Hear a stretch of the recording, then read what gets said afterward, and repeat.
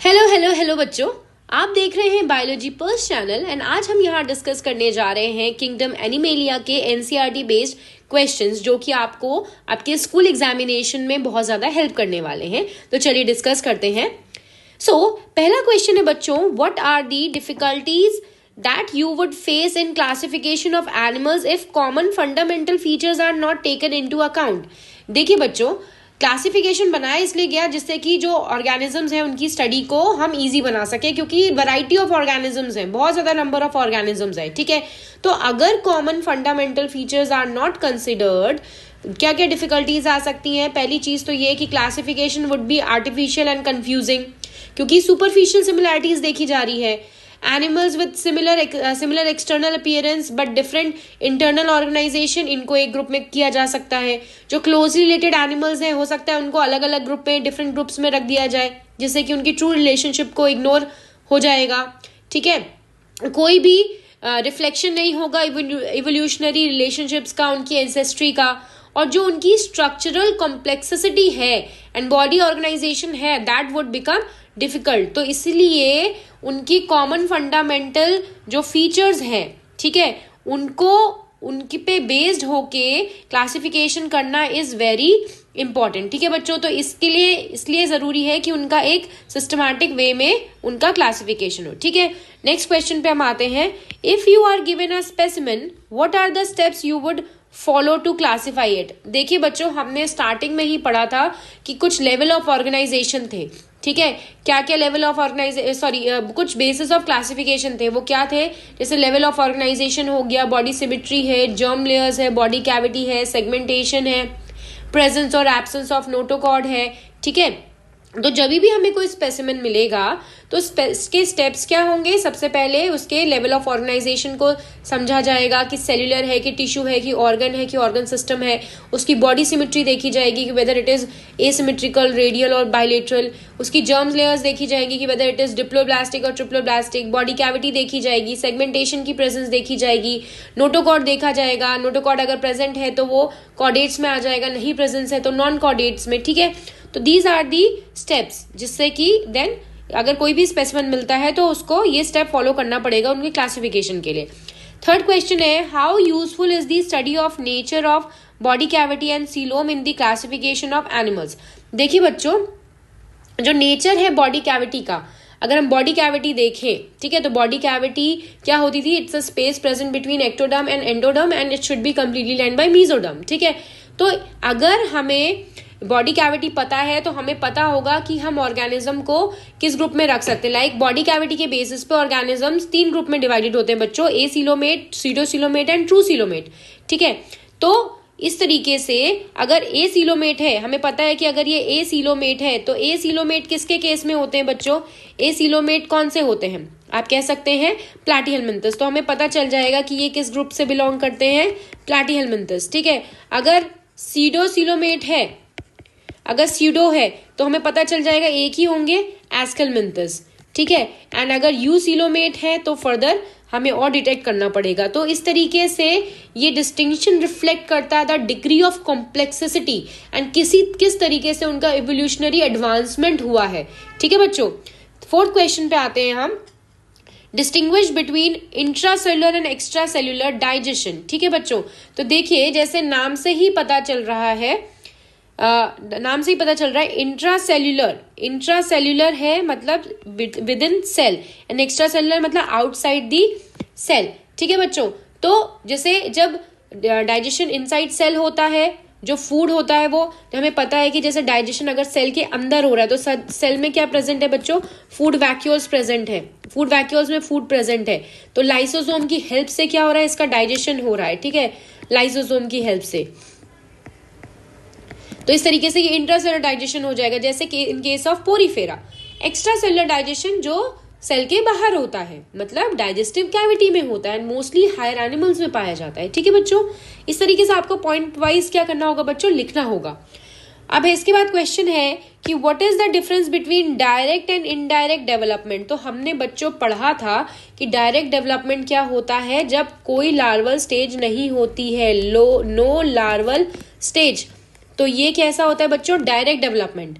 ठीक है। अब अगर कोई लार्वल स्टेज नहीं होगी तो मेटामॉर्फोसिस नहीं होगा, ठीक है। तो इनमें जो यंग होता है दैट रिसेंबल्स द अडल्ट, क्योंकि कोई मेटामॉर्फोसिस नहीं हो रहा है, जैसे बर्ड्स मैमल्स के केस में। वाइल इनडायरेक्ट डेवलपमेंट के केस में लार्वल स्टेज आती है जिसकी वजह से मेटामॉर्फोसिस होगा, ठीक है, जैसे फ्रॉग्स हो गए, इंसेक्ट्स के केस में हो गए, राइट। तो इसे आप कॉलम वाइज करके अपने एग्जाम्स में लिख सकते हैं। इसके बाद क्वेश्चन आता है कि what are the peculiar features that you find in parasite या पैरासिटिक प्लैटिहेलमिंथस, ठीक है। तो पैरासिटिक इसके लिए क्या क्या होता है बच्चों, जैसे क्या हो गए, हुक्स हो गए, ठीक है, हुक्स है, सकर्स हो गए, हुक्स हैं, सकर्स हैं, ठीक है। इनका डाइजेस्टिव सिस्टम क्या हो गया, रिड्यूस हो गया, ठीक है, क्योंकि अगर प्रॉपर डाइजेस्टिव सिस्टम की जरूरत ही नहीं है क्योंकि वो पैरासिटिक फॉर्म है, तो वो डायरेक्टली जो भी उनका होस्ट होगा उससे न्यूट्रिएंट डायरेक्टली लेंगे, ठीक है। रिप्रोडक्टिव सिस्टम इनका हाईली डेवलप्ड होता है, थिक प्रोटेक्टिव कवरिंग होती है, ठीक है, थिक कवरिंग इसलिए होती है जिससे कि ये जो उनका होस्ट है उसके इम्यूनिटी जो भी हो सकता है डाइजेशन में, अगर डाइजेस्टिव सिस्टम में रह रहा है तो उसके जो भी डाइजेस्टिव जूसेस हैं उनसे वो क्या रहे, प्रोटेक्टेड रहे, ठीक है। रिड्यूस्ड डाइजेस्टिव सिस्टम मैंने जैसा आपको बताया। तो these are the basic peculiar features जो कि पैरासिटिक फॉर्म में होते हैं प्लैटिहेलमिंथस के केस में, ठीक है। इसके बाद है what are the reason that you can think of for the arthropods to constitute the largest group of the animal kingdom. देखिए बच्चों, हमें पता है कि फर्स्ट लार्जेस्ट जो ग्रुप है दैट इज आर्थ्रोपोडा एंड जो सेकेंड लार्जेस्ट ग्रुप है दैट इज मोलस्का। तो इनमें क्यों लार्जेस्ट ग्रुप बनाते हैं आर्थ्रोपोड्स, क्योंकि बहुत सारे अडेप्टेशंस इनकी बॉडी में, जैसे जॉइंटेड अपेंडेजेस होते हैं, जॉइंटेड अपेंडेजेस एफिशिएंट मूवमेंट के लिए जाने जाते हैं। काइटिनस एक्सोस्केलेटन होता है जो कि उनको एक्सट्रीम कंडीशन में प्रोटेक्शन देते ताकि ये हर जगह पॉसिबल हो सके। हाई रिप्रोडक्टिव कैपेसिटी होती है बच्चों, ठीक है। इनके पास एबिलिटी होती है to adapt to land, water and air, and metamorphosis होता है जिससे कि कॉम्पिटिशन क्या होता है, रिड्यूस होता है। तो these are the major reason जिसकी वजह से जो आर्थ्रोपोड होता है वो एक largest group of animal kingdom बनाता है, ठीक है बच्चों। इसके बाद है water vascular system is the characteristic of which group of the following. तो देखिए बच्चों, वाटर वैस्कुलर सिस्टम किसकी कैरेक्टरिस्टिक थी, पोरीफेरा नहीं, पोरीफेरा में बच्चों वाटर कैनाल सिस्टम होता था। तो ये किसकी कैरेक्टरिस्टिक है, ctenophora, no, that is echinodermata. Echinodermata पे में वाटर वैस्कुलर सिस्टम होता था जो कि उनको लोकोमोशन में, ठीक है, रेस्पिरेशन में, इन चीज ऑफ फूड गैदरिंग में हेल्प करता था, ठीक है। नेक्स्ट पे आते हैं हम। देखिए बच्चों, नेक्स्ट क्वेश्चन है जो कि बहुत इंपॉर्टेंट क्वेश्चन है एंड ये क्वेश्चन बहुत ज्यादा पूछा जाता है, लास्ट ईयर नीट में भी पूछा गया था कि all vertebrates are chordates but all chordates are not vertebrates, justify the statement, ठीक है। एनसीईआरटी में बहुत क्लियरली लिखा हुआ है बच्चों ये। देखिए पहले समझते हैं कि वर्टिब्रेट्स एंड कॉर्डेट्स क्या होते हैं। कॉर्डेट्स क्या होते हैं, जिनमें नोटोकॉर्ड प्रेजेंट रहती है, वो सारे क्या होते हैं, कॉर्डेट्स होते हैं। अब ये नोटोकॉर्ड किस में कन्वर्ट होती है बच्चों, वर्टिब्रल कॉलम में, ठीक है। अब आप ये कह सकते हैं कि कॉर्डेट्स में कुछ ऐसे भी ग्रुप होते हैं, जैसे अगर यहीं देखें तो मैंने पहले भी अपने लेक्चर में इसको डिस्कस किया है, जो कॉर्डेट्स हैं उनमें प्रोटोकॉर्डेट्स भी होते हैं बच्चों। दो फर्दर ग्रुप्स हैं, प्रोटोकॉर्डेट्स एंड वर्टिब्रेट्स, ठीक है। तो कॉर्डेट्स में जो वर्टिब्रेट्स होते हैं उनमें नोटोकॉर्ड वर्टिब्रल कॉलम में कन्वर्ट हो जाती है। इनमें आते हैं आपके Pisces, amphibia, reptilia and Aves, mammals, ठीक है, ये सारे वर्टिब्रेट्स में आते हैं। प्रोटोकॉर्डेट्स ऐसे कॉर्डेट्स होते हैं जिनमें नोटोकॉर्ड तो होती है बट वर्टिब्रल कॉलम नहीं होती है, इसलिए इनको प्रिमिटिव कॉर्डेट्स कहते हैं। एंड दीज आर इनवर्टिब्रेट्स, ठीक है, ये ऐसे इनवर्टिब्रेट्स हैं जो कि कॉर्डेट्स हैं। इसी वजह से कह सकते हैं हम कि all vertebrates are chordates but all chordates are not vertebrates, ठीक है। इसके बाद है बच्चों कि how important is the presence of air bladder in pisces. तो देखिए बच्चों, जो एयर ब्लैडर होता है, ये जिसको स्विम ब्लैडर कहते हैं, ये किस चीज में हेल्प करता है, ये बॉयंसी कंट्रोल करता है, बॉयंसी कंट्रोल करेगा, ठीक है। बॉयंसी कंट्रोल का मतलब क्या हुआ कि डिफरेंट डेप्थ पे बैलेंस मेंटेन करेगा, ठीक है। एनर्जी एक्सपेंडिचर ये कम करता है, ठीक है। एंड किसी में ये कुछ फिशेस में रेस्पिरेशन एंड साउंड प्रोटेक्शन में भी हेल्प करता है, ठीक है। तो इसकी वजह से जो फिशेस होती है उन्हें कंटिन्यूसली स्विम नहीं करना पड़ता है। जैसे अगर हम बोनी फिशेस की बात करें, ठीक है। तो बोनी फिशेस में अगर हम कार्टिलेजिनस फिशेस की बात करें तो उनमें एयर ब्लैडर नहीं होता है, तो they have to swim continuously to avoid the sinking. But bony में होता है, तो इनके साथ ऐसा कोई भी इशू नहीं होता, ठीक है। इसके बाद है what are the modification that are observed in birds that help them in fly, मतलब basically they are asking for flying adaptation.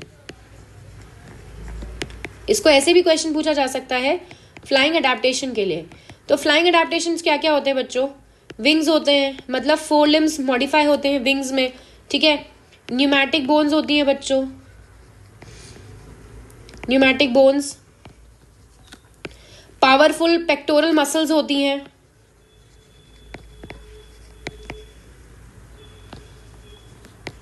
Powerful होती क्योंकि इन्हीं से विंग्स जो होते हैं वो विंग्स वाली जो मसल से अटैच्ड होती हैं। फेदर्स प्रेजेंट होते हैं बच्चों, ठीक है। एयर सैक्स प्रेजेंट होते हैं लंग्स में, और स्ट्रीमलाइन बॉडी होती है। तो दीज आर द मेजर जो होती हैं, मेजर अडेप्टेशंस होते हैं। जैसे 4 लिम्स मॉडिफाइड होती है विंग्स में, न्यूमैटिक बोन्स होती हैं, पेक्टोरल मसल्स होती हैं जो कि स्टर्नम से अटैच होती हैं, फेदर्स होते हैं for lift and balance, fuse bones होती हैं, स्ट्रीमलाइन बॉडी होती है, ठीक है बच्चों। एंड एफिशिएंट लंग्स होते हैं विद लंग्स एयर सैक्स, ठीक है। इसके बाद है बच्चों could the numbers of eggs or young ones produced by an oviparous and viviparous mother be equal? Why? क्या ऐसा हो सकता है कि जो eggs और young ones प्रोड्यूस करते हैं oviparous वो viviparous से इक्वल हो? तो आंसर है बिग नो, ठीक है बच्चों। अब नो है तो क्यों नो? देखिए, जो ओवीपेरस एनिमल्स होते हैं ये एग ले करते हैं, ठीक है। और एग लेइंग जो होते हैं वो बहुत सारे एग रिलीज करते हैं, एग प्रोड्यूस करते हैं, क्योंकि उनका डेवलपमेंट एक्सटर्नली होने वाला होता है, ठीक है। एंड एक्सटर्नली क्योंकि डेवलपमेंट होने वाला होता है तो वहां पे मोर्टेलिटी रेट भी ज्यादा होता है, तो they have to produce many number of eggs, ठीक है, जिससे कि सर्वाइवल हो सके। अब जो विविपेरस होते हैं ये कुछ फ्यूअर यंग वंस प्रोड्यूस करते हैं, क्योंकि उनका डेवलपमेंट उनके बॉडी के अंदर होना होता है बच्चों। तो कितने सारे यंग वंस हो सकते हैं? नहीं हो सकते ना ज्यादा। तो क्योंकि मदर की बॉडी के अंदर हो रहा है इसलिए बेटर प्रोटेक्शन एंड केयर मिल रही है, इसलिए इनकी मोर्टेलिटी रेट भी क्या होता है बच्चों? कम होता है, ठीक है। नेक्स्ट क्वेश्चन पे आते हैं। Segmentation in the body is first observed in which of the following? हमने पढ़ा था बच्चों ये, ठीक है। तो प्लैटिहेल्मिन्थस नो, अनसेगमेंटेड बॉडी होती है। Aschelminthes no, unsegmented. Annelida yes. Arthropoda में भी होता है, लेकिन यहाँ पूछा गया है कि सबसे पहले ऑब्जर्व किस में हुआ था, तो पहले एनालिडा आएंगे ना अगर इवोल्यूशनरी डेवलपमेंट देखेंगे, तो आंसर इज एनालिडा, ठीक है बच्चों। नेक्स्ट क्वेश्चन पे आते हैं। Match the following. Operculum, operculum क्या है? गिल के ऊपर जो कवरिंग होती है बच्चों, किस में होती है? बोनी फिशेस में होती है, ठीक है। यहाँ आते हैं पैरापोडिया। पैरापोडिया नेरीज के केस में था बच्चों, एनालिडा में हमने डिस्कस किया था। स्केल्स, स्केल्स किस में होती है? रेप्टिलिया में बच्चों।